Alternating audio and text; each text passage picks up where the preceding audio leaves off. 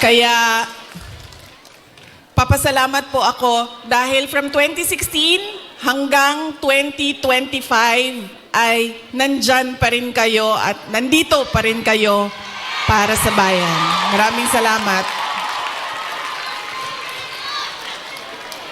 Sunod po ay personal pa rin ang pagpapasalamat ko sa inyong lahat, sa tulong ninyo, sa kampanya ninyo, sa suporta ninyo para sa akin at sa boto ninyo noong nakaraang halalan noong 2020.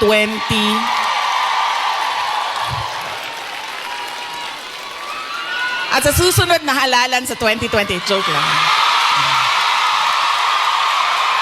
Joke.